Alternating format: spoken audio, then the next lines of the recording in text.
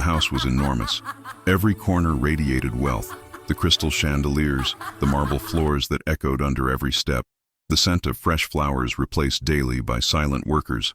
It was a modern palace, but one without a soul. Within those rich, cold walls, the most common sound was the ticking of the clock, marking the hours that seemed never to pass. The owner of that mansion, Augusto Menezes, was a powerful and feared millionaire in the business world. He had achieved everything people dream of: money, properties, influence. Yet deep inside, there was one thing he could never buy: his son's happiness. Lucas, his only child, was a 14-year-old boy diagnosed with autism at the age of 3. He lived inside his own world, silent, closed off, unreachable. He would spend hours in his room, lining up his toys in perfect order, avoiding eye contact, avoiding words. He never smiled, never laughed, and rarely showed emotion. Augusto loved his son, but he didn't know how to reach him. Maybe out of pride or fear of appearing weak, he buried himself in work and left his child's care in the hands of professionals.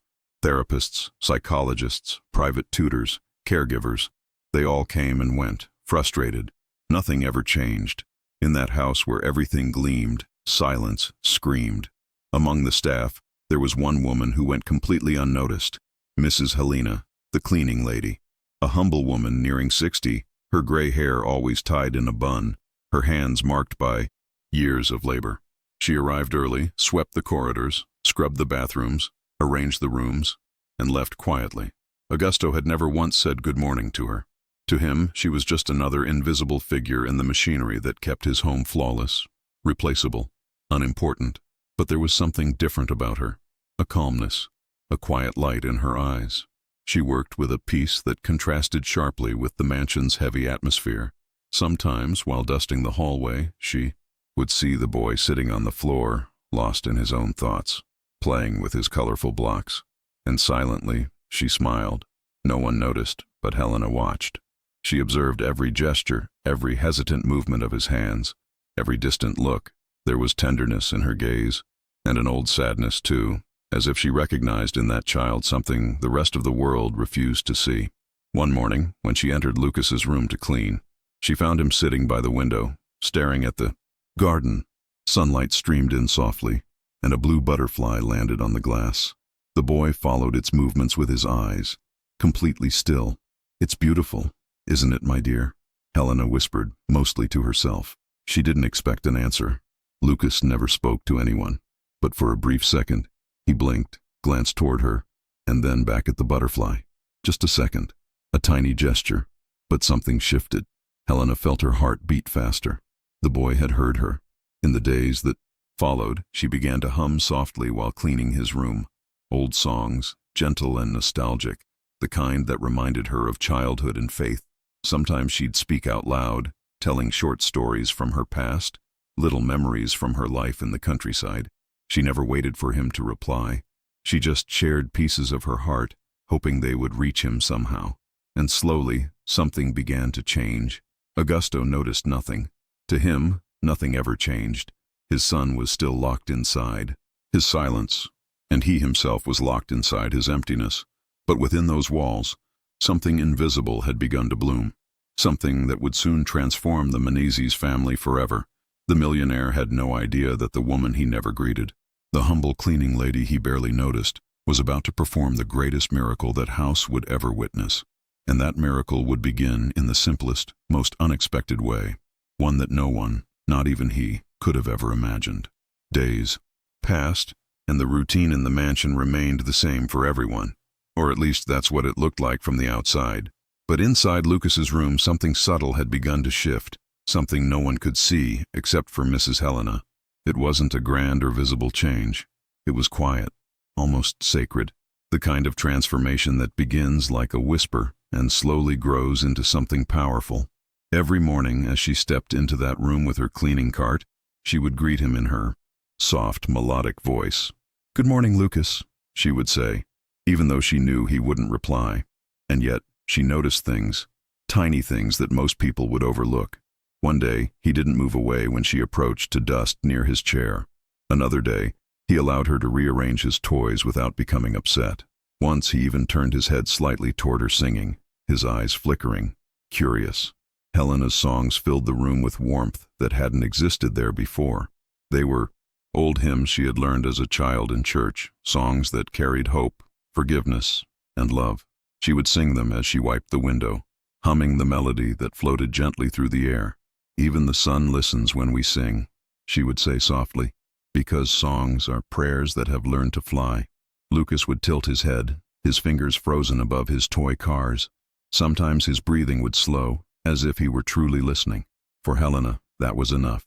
She never demanded words. But one afternoon, something extraordinary happened. The sky had turned gray, and rain began to fall heavily, drumming against the glass. The sound filled the house with melancholy. Helena had finished her chores early and was cleaning the shelves near Lucas's desk when she noticed a sketchbook lying open. On one page there was a simple drawing, a butterfly, blue and imperfect, yet full of life. Her heart trembled. She looked at Lucas, sitting quietly by the window, his eyes distant but his hand still holding the colored pencils. He had drawn it. "You drew this?" she whispered, her voice breaking slightly. "It's beautiful, Lucas. Truly beautiful." He didn't answer, of course, but she saw something. The faintest movement of his lips, almost like a breath that wanted to become a smile but didn't yet know how. Helena's eyes filled with tears. She wanted to hug him, but she didn't. She knew too well that trust had to grow slowly, like a seed in the dark, so she simply smiled and continued cleaning, humming again that same tune about light and wings and faith. From that day on, she began to leave small things on his desk, little folded paper animals, colored bookmarks, simple drawings she made during her lunch break. Nothing intrusive, nothing that broke his order. But every morning when she came back, she saw that he had moved them, as if acknowledging her silent gestures. Meanwhile, life in the rest of the house carried on as usual. Augusto, always busy, had no idea that the quiet cleaner was slowly unlocking a world his wealth had never been able to touch. He would pass Helena in the corridor without looking, barking orders into his phone, chasing deals and meetings, convinced that money could fix everything, except the one thing that mattered most. But at night, when he peeked into his son's room before bed, he began to notice something. The boy's drawings had changed. There were now shapes, people, colors, movement. Once he thought he even saw two figures drawn side by side, one tall, one smaller, standing beneath a sun that shone far too brightly for such a lonely child. He didn't understand it. He didn't ask. He simply assumed it was progress from therapy, not knowing that no therapist had been there for weeks. Helena, meanwhile, kept doing what she did best, bringing quiet love into a place that had forgotten what love felt like. She never boasted, never sought attention. To her, this was not charity. It was calling. And then came the day that everything changed forever. It was a Friday morning. Helena arrived early as usual and went straight to Lucas's room. The door was slightly open, and as she pushed it gently, she froze. Lucas was sitting on the floor, surrounded by colored papers and pencils. But this time, he wasn't alone. A tiny sparrow had flown in through the open window and was hopping across the carpet. The boy was watching it closely, holding out a few crumbs of bread in his small hand. Helena's heart swelled. She stood silently, afraid to break the magic of that moment. The bird fluttered, and Lucas, the boy who had never laughed, let out a sound so pure, so light, that it seemed to break the curse of the entire house. It was a laugh, soft, awkward, but real. A tear rolled down Helena's cheek. She brought her hands to her chest and whispered a silent prayer. Outside, the rain had stopped and sunlight broke through the clouds, flooding the room with gold. For the first time in years, there was laughter inside the Menezes mansion. And although no one else heard it, that single moment marked the beginning of something divine. A miracle, one that had nothing to do with doctors, therapists, or wealth. It was the miracle born from compassion, patience, and the gentle touch of a heart that truly saw what others could not. The following weeks passed quietly, but in that silence, something sacred was unfolding inside the Menezes mansion, a transformation invisible to most eyes, yet profound, enough to shake the foundations of an entire household. Lucas was no longer the same. The boy who once hid in the corners of his room now spent longer hours near the window, sketching, humming softly to himself. Sometimes Helena would find him tracing shapes in the air with his fingers, small circular motions, like he was trying to capture something invisible. something that couldn't be drawn or explained. The laughter from that Friday morning had been fleeting, but it had changed everything. Helena began to notice that Lucas started waiting for her. When she entered his room in the mornings, she'd find him sitting quietly, watching the door, as though he could somehow sense that she was coming. The first few times he would just glance at her and return to his toys, but soon he began leaving small clues, drawings, folded papers, tiny pieces of his world that he wanted her to see. One morning, she found a paper folded in half on his desk. Inside, there was a crude but touching drawing of two figures, one taller, one shorter, standing under a tree. In the corner, there was a single blue butterfly, just like the one they had seen weeks ago. Helena's hands trembled as she held the paper. Tears welled in her eyes. "Thank you, my dear," she whispered. "You don't need to speak. I can hear you." And she did. She heard him not through words, but through gestures, colors, and the gentle rhythm of his drawings. Every day, she sang the same old tune, the one about light and on wings. And now, when she stopped for a moment, she would hear him softly tapping his fingers to the beat, as if joining her melody in silence. It was their secret song, a language that didn't need words. But Helena wasn't the only one noticing the change anymore. One evening, Augusto came home earlier than usual. He was exhausted, carrying the weight of yet another stressful business meeting. The house was dimly lit, and the usual emptiness greeted him. The only sound was the gentle echo of footsteps, and then something else. A sound he hadn't heard in years. Laughter. It was faint at first, like a whisper from another lifetime. He stopped in the hallway, frozen, afraid to breathe. It was coming from upstairs, from Lucas's room. Heart pounding, Augusto climbed the stairs and stopped at the doorway. Inside, he saw something he never expected. His son sitting on the carpet, smiling. Helena was there too, kneeling beside him, her gray hair tied back, her gentle voice filling the room as she animatedly moved two paper birds in front of the boy, pretending they were talking. Lucas was giggling, small bursts of joy, pure and unguarded. For a moment, Augusto couldn't speak. His throat tightened, and something deep inside him, something buried under years of guilt and distance, began to ache. He stepped back quietly, unnoticed, and walked down the hall, confused and shaken. He went to his office, sat in the dark, and stared at nothing for a long time. When was the last time he had heard his son laugh? He couldn't remember. Maybe never. And who was this woman?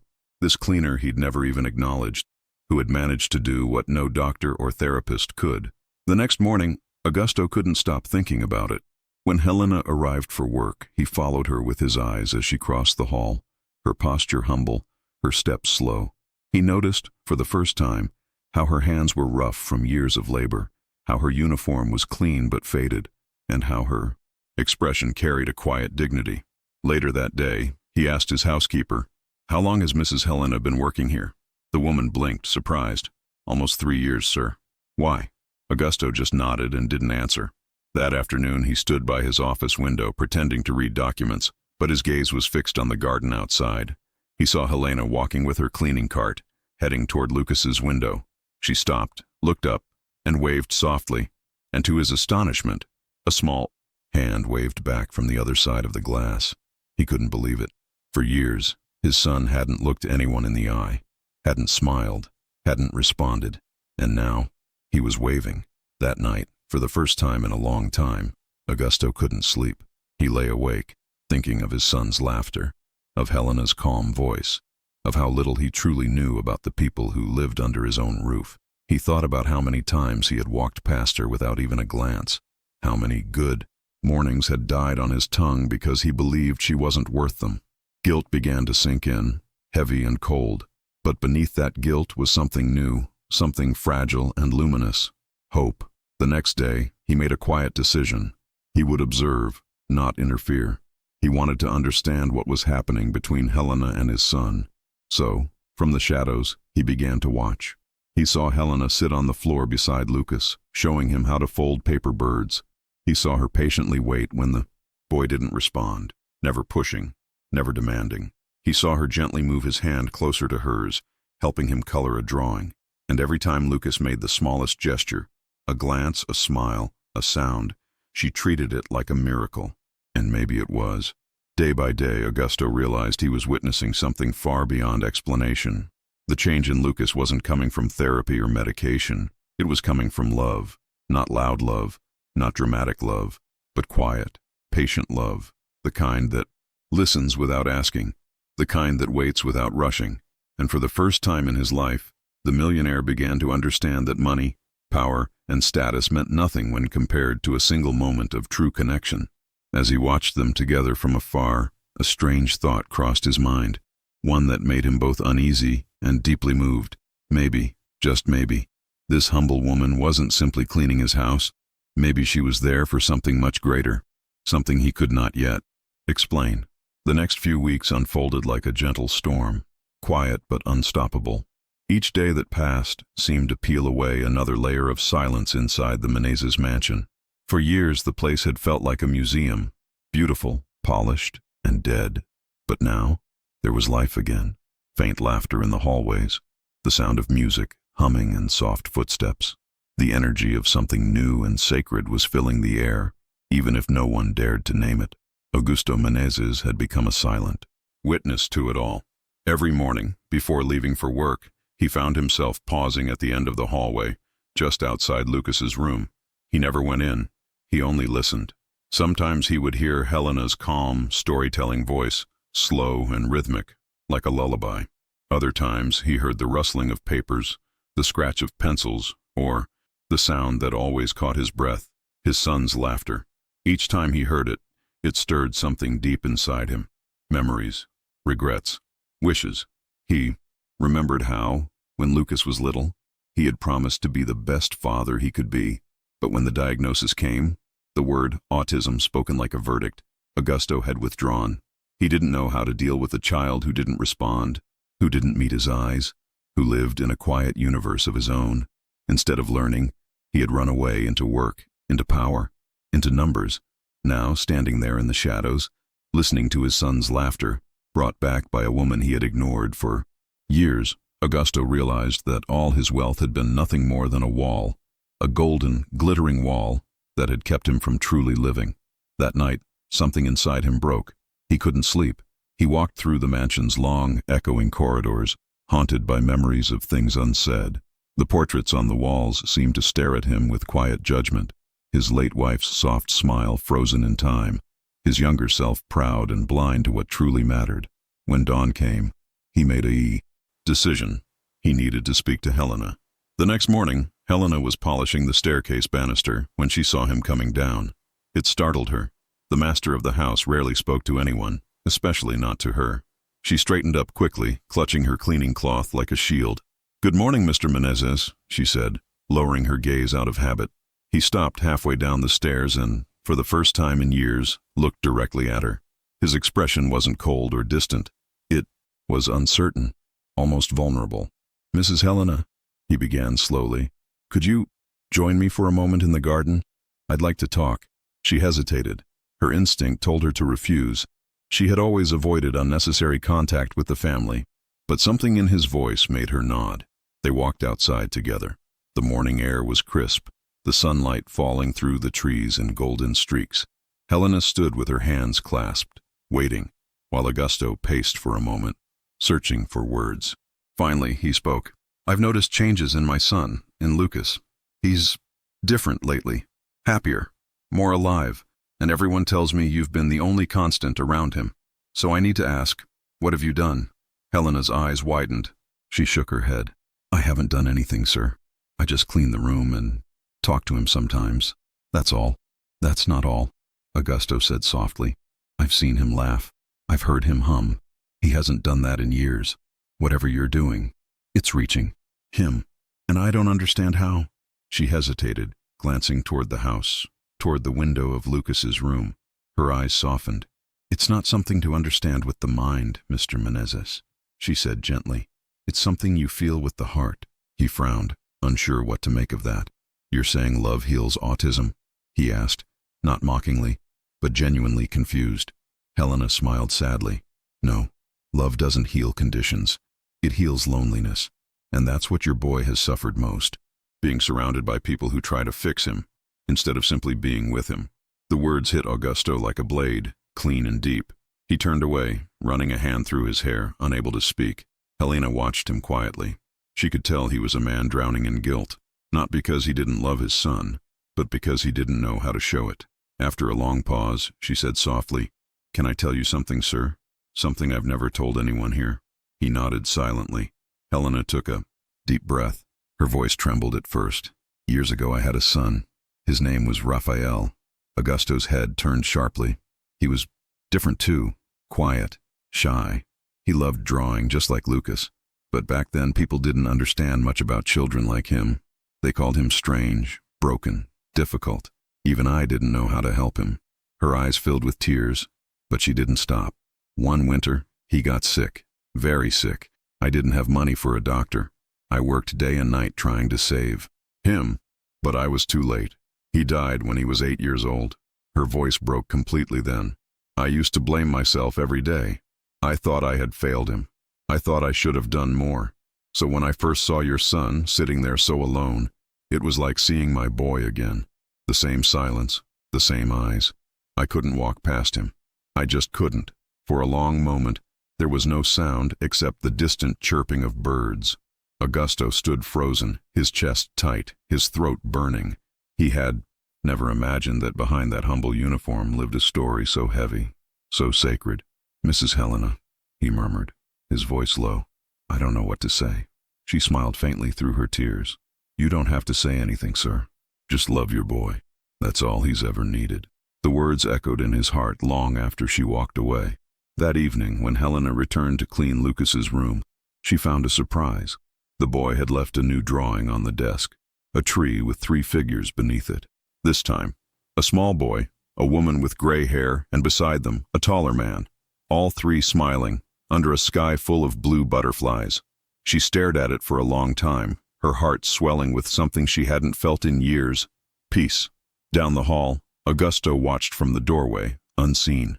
Tears blurred his vision as he realized what the drawing meant. His son was speaking, without words, without sounds, but through the language of love Helena had taught him. And though the millionaire still didn't understand how, he knew deep down that something divine was unfolding before his eyes. The house that once echoed with emptiness was beginning to breathe again. But the true miracle, the one that would change their lives forever, was still yet to come. The following days moved like gentle waves, soft, yet unstoppable. Something sacred was spreading through the Menezes mansion, something no one could explain but everyone could feel. The air seemed lighter. Even the sunlight appeared different as it filtered through the tall windows, scattering golden warmth where once there had been only cold reflections on marble floors. For the first time in years, Augusto Menezes began to wake up early, not to check his stock prices or answer urgent calls, but simply to listen. He would stand quietly outside Lucas's room before work, coffee in hand, and let the distant sound of laughter fill his ears. Sometimes it was faint, sometimes stronger, but it was always real, alive, pure and full of something he had almost forgotten existed in his home: joy. He had become obsessed, not with control or success, but with understanding the mystery unfolding inside his own house. Every gesture of Helena's, every word she spoke, seemed to ripple through Lucas's world like sunlight touching still water. He began observing her more closely, not as an employer watching a worker, but as a man seeing another human being for the very first time. He noticed how carefully she moved, how she spoke to Lucas, as if he could understand everything, even when he didn't respond. He saw the way she never rushed him, never filled the silence, never demanded that he be someone else. And he began to wonder how many people had ever treated him, Augusto Menezes, the rich, the powerful, with that same grace. The thought unsettled him. One afternoon, as the rain began to fall softly outside, Helena was in Lucas's room, sitting cross-legged on the floor beside him. The boy was completely focused on a puzzle, a complex image of a vast blue sky filled with white clouds. He was working silently, his fingers moving with surprising patience. Helena watched him for a while before saying gently, "You know, Lucas, life is a lot like this puzzle. Sometimes we look at the pieces and think they'll never fit, that the picture will never make sense. But if we wait long enough and keep trying, one by one, everything begins to fall into place." The boy didn't respond, but after a long pause, he looked up, his eyes soft and thoughtful. and took one of the pieces, placing it perfectly where it belonged. Helena smiled. That was how he spoke now. Not with words, but with gestures. Each movement carried meaning. Each drawing, each sound, was a quiet language between them. What neither of them knew was that Augusto had been standing just outside the door, listening. He had stopped there by chance on his way upstairs and had been unable to move. He leaned against the wall, closing his eyes. The words about puzzles, about patience, about pieces finding their place, they echoed inside him. That night, he dreamed of his wife for the first time in years. He saw her standing by the same window where Lucas often sat, looking out at the garden. She turned to him and whispered, "You're finally hearing what you should have listened to long ago." When he woke, his pillow was wet with tears. As days turned into weeks, Helena and Lucas's bond deepened in quiet, almost imperceptible ways. They didn't need to speak much. Their connection existed in silence, a silence that healed instead of wounded. Helena started bringing small gifts from her own life, old storybooks, pressed flowers, colored stones. She would tell him stories about her childhood, about the small village where she grew up, about the smell of rain in the countryside, and the sound of her son Raphael laughing by the riverbank.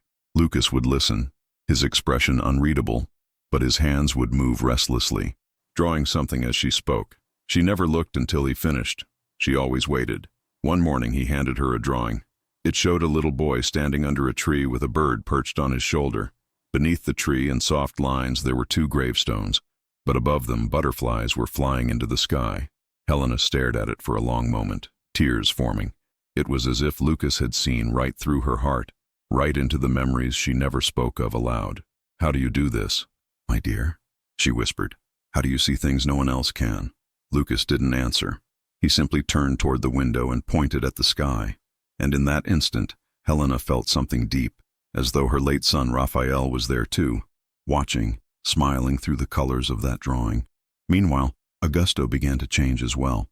Not suddenly, but in small, deliberate ways. He started spending more time at home. His meetings grew shorter, his phone calls fewer. He began eating breakfast with Lucas, even if the boy didn't say a word. He learned to sit in silence without expecting anything. It was strange at first, the awkward quiet between father and son, but it slowly became peaceful. Sometimes Lucas would glance at him for a second longer than before. Sometimes he'd push his cereal bowl closer, offering a spoonful as if it were an invitation. And each time Augusto's heart ached with both joy and regret. Helena noticed it too. She saw how the man who once never spoke to her now stood humbly beside her, trying to learn how to reach his own son. She saw how his coldness was melting, replaced by something she had always known lived deep within him: kindness. Once, as she was tidying the bookshelves in his study, Augusto entered quietly. "You've changed my home," he said softly, "and you've changed me." Helena turned, surprised. "I haven't done anything, sir," she replied with that same humility.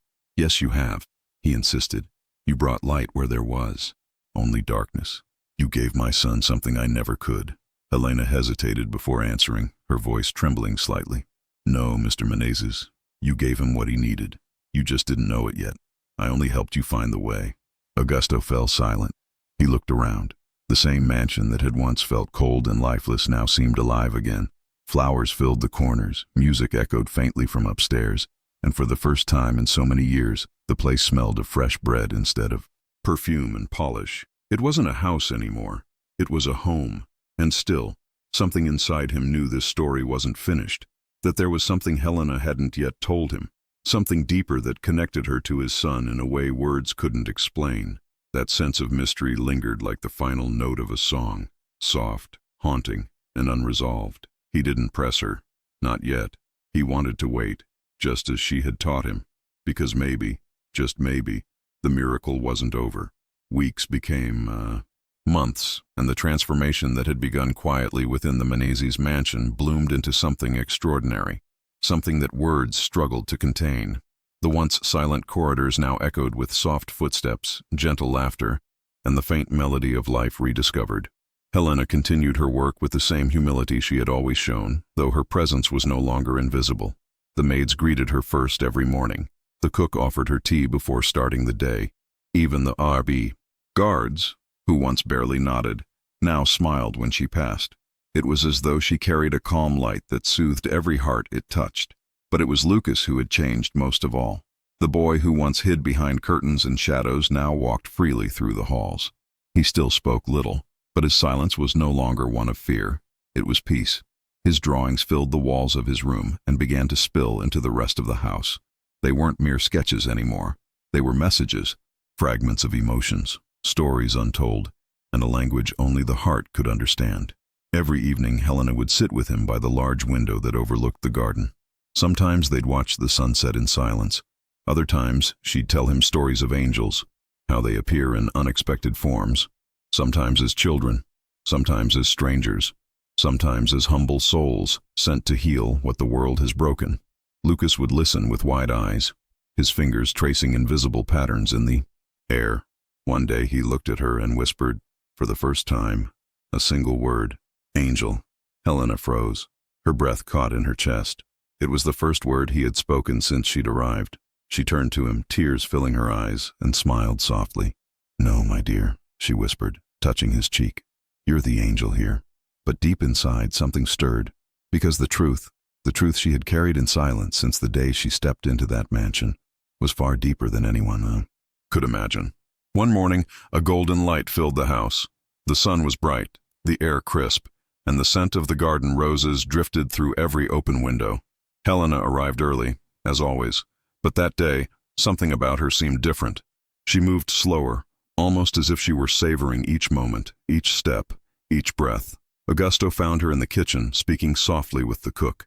When she turned, he noticed her eyes glistening, not with sadness, but with a quiet, radiant peace. "Helena," he said gently, "are you all right?" She smiled. "Yes, sir," more than ever. Her words carried a weight that unsettled him, though he couldn't explain why. Later that afternoon, as Helena was dusting the piano in the living room, Lucas came running in, something he had never done before. His face was glowing, his voice trembling with excitement. "Dad!" he shouted, startling Augusto, who was sitting nearby. "Dad! Come see." It was the first time Lucas had ever called him Dad. Augusto dropped everything and followed his son, heart pounding. The boy led him to the garden where Helena stood under the old oak tree, surrounded by sunlight that filtered through the leaves like golden rain. She was holding a small box in her hands, the same one she had carried every day in her worn handbag but never opened. Lucas ran to her and hugged her tightly, and to Augusto's amazement, Helena knelt down and whispered something in the boy's ear.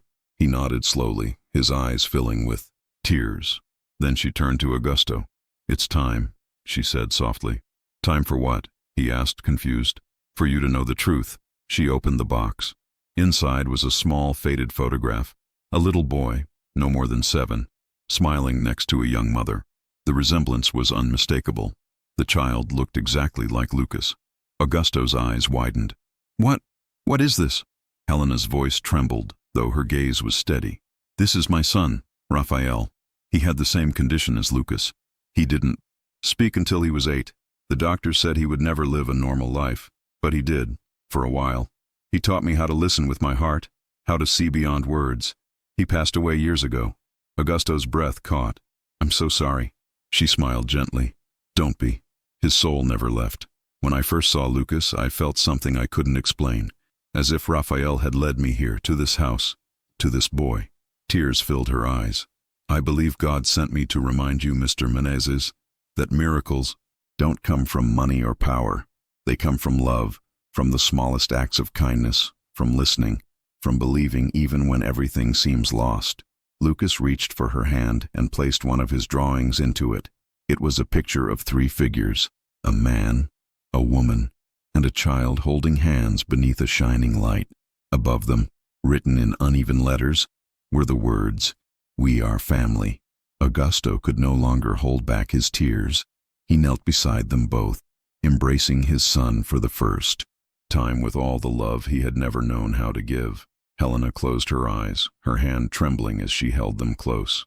In that moment, something divine filled the air, an overwhelming warmth, as if heaven itself had descended upon that garden. When Augusto opened his eyes again, Helena was smiling faintly, but her head rested gently on Lucas's shoulder. Her breathing had slowed, and peace covered her like a soft blanket. She was gone, just like that, silently, gracefully, as though she had finished the mission she'd been sent to do. Lucas didn't cry. He simply looked up at the sky, his eyes bright, and whispered, "Thank you." And in that instant, a soft wind blew through the garden, carrying the scent of roses and the whisper of wings. From that day forward, nothing in the Menezes mansion was the same. The house, once cold and empty, became a sanctuary of love and remembrance. Augusto built a small chapel in the garden beneath the oak tree, placing there a plaque that read, "For Helena and Raphael, the angels who taught us to see with our hearts." Lucas continued to draw, brighter, freer, filled with color and light. He spoke often now, his words halting but full of meaning. And every time he smiled, Augusto felt as though Helena's spirit was there, smiling with him. He no longer measured wealth by numbers, but by moments. The laughter of his son, the peace in his home, the miracle that had bloomed from the heart of a humble woman who once swept his floors without a single word of complaint. Helena had come into his life as a simple maid. She left as a messenger of heaven. And through her, the Menezes family discovered that the greatest miracles don't happen in churches or under bright lights. They happen quietly, in the places where love dares to enter. The end.